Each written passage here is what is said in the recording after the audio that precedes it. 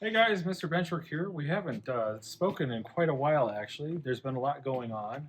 If you look behind me, you'll see that there might be something of interest there. I'll tell you more about that later. But in the meantime, last time I spoke to you guys like this, it was about a year ago. A lot has happened since then. We have moved the business from Florida to North Carolina. We've expanded the shop from a two-car garage to a five-car garage.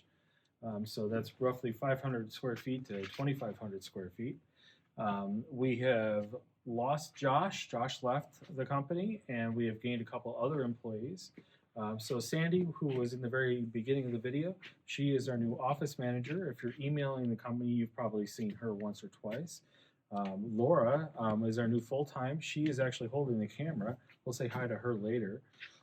Darius, he is actually an intern. He's only going to be here for another week or so, so you'll probably only see him on video once or twice. But he's worked out pretty well. As a matter of fact, we're actually looking for our next intern. In the meantime, we've also started installation of our largest project to date. This is actually roughly a 6,000 square foot layout.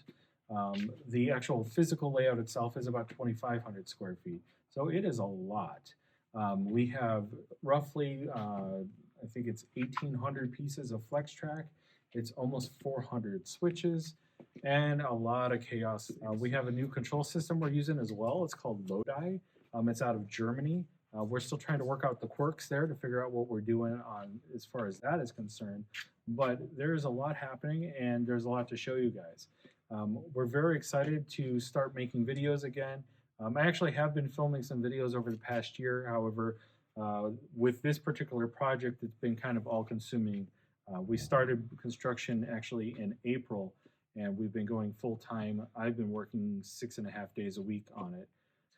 Anyway, we're going to have another video on this layout that I'm walking through at the moment.